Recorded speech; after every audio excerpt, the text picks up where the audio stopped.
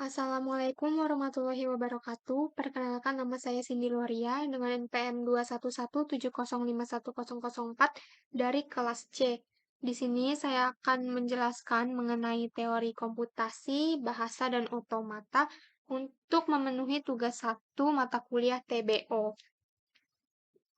Langsung masuk ke materi yang pertama, teori komputasi. Jadi, komputasi ini merupakan urutan langkah-langkah sederhana yang disusun secara sistematis dan mengarah pada solusi masalah. Masalah itu sendiri pun harus didefinisikan secara jelas serta tidak ambigu. Langkah-langkah dan prosedur pemecahan masalah tersebut harus dijelaskan menggunakan istilah yang sangat spesifik. Lalu, teori komputasi ini berkaitan erat dengan studi bagaimana persoalan atau problem ini dapat diselesaikan pada sebuah model dengan menggunakan algoritma yang tepat. Lalu di sini ada pembagian teori komputasi. Jadi yang pertama adalah teori otomata, ada teori komputabilitas, ada teori kompleksitas.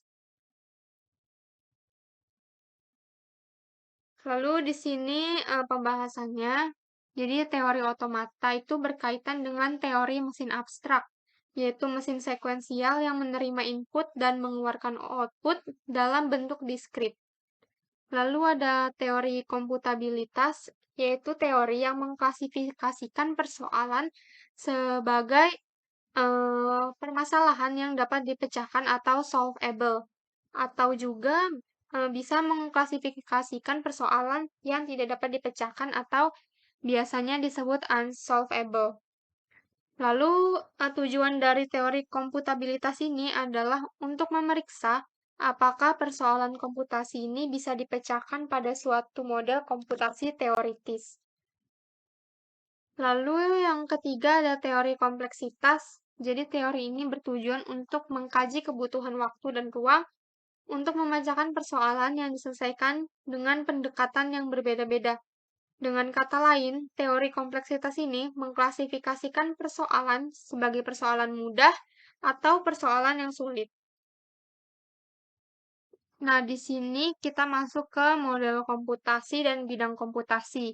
Jadi yang model komputasi ini ada finite state automata atau biasanya disingkat dengan FSA atau finite state machine atau biasanya disingkat dengan FSM. Lalu bentuk tunggalnya ada automaton dan bentuk pluralnya itu automata. Lalu yang kedua ada push down automata atau disingkat dengan PDA. Yang ketiga itu mesin Turing atau Turing Machine atau biasanya disingkat dengan TM. Lalu di bidang komputasi itu yang pertama ada computer science. Jadi computer science ini biasanya fokus pada kajian aspek teoritis dan algoritmis di bidang computing sampai ke aplikasinya. Lalu yang kedua ada software engineering.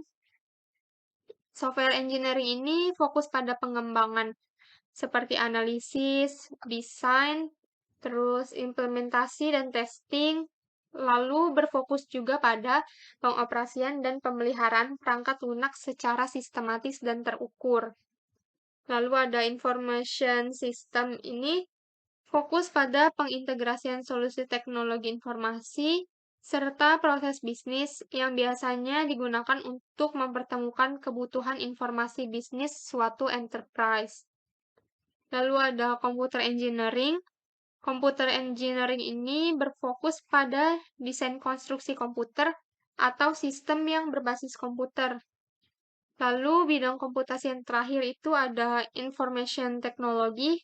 Jadi information technology ini fokus pada penggunaan teknologi komputer untuk mempertemukan kebutuhan bisnis, pemerintahan, pendidikan, kesehatan, dan organisasi lainnya.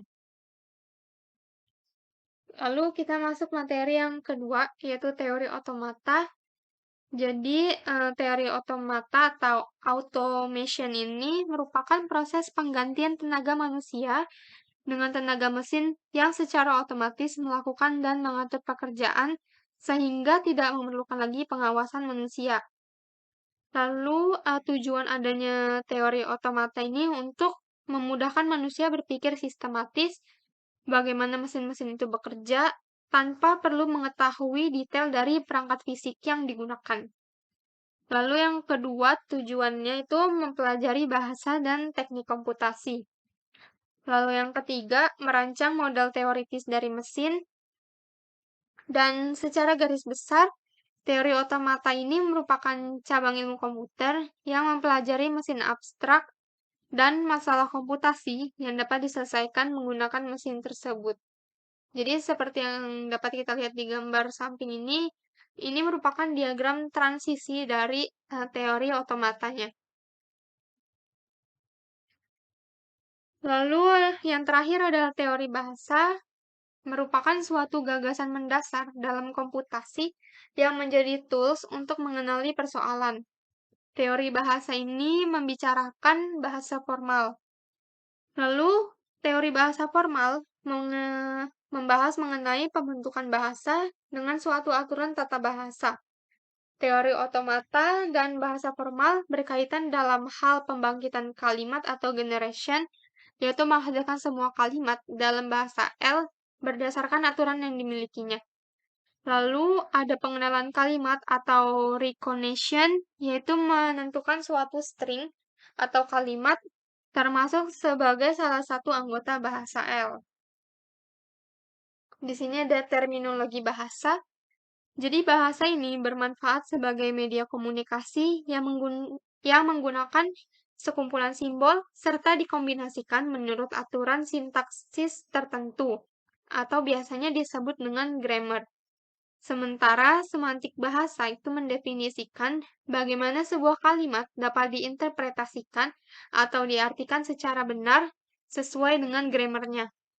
Lalu terminologi ini penting di dalam memahami teori bahasa adalah pemahaman terhadap alfabet dan string. Di sini ada dua metode pendefinisian bahasa. Yang pertama ada grammar. Jadi kalimat-kalimat dibangun dengan metode yang telah terdefinisi menggunakan aturan-aturan yang disebut production. Lalu yang kedua ada finite automata atau recognizer, yaitu diberikan sebuah input string dan finite automata ini akan melakukan penelusuran karakter per karakter untuk mengetahui apakah string yang diberikan ini merupakan anggota bahasa atau bukan. Jadi di sini kesimpulannya hubungan di antara bahasa dan otomata adalah bahasa dijadikan sebagai input oleh suatu mesin otomata. Selanjutnya, mesin otomata akan membuat keputusan yang mengindikasikan apakah input itu bisa diterima atau tidak. Baik, demikian penjelasan dari saya mengenai teori komputasi, bahasa, dan otomata. Bila ada salah kata dalam penyampaian saya mohon maaf. Saya ucapkan terima kasih atas perhatiannya. Wassalamualaikum warahmatullahi wabarakatuh.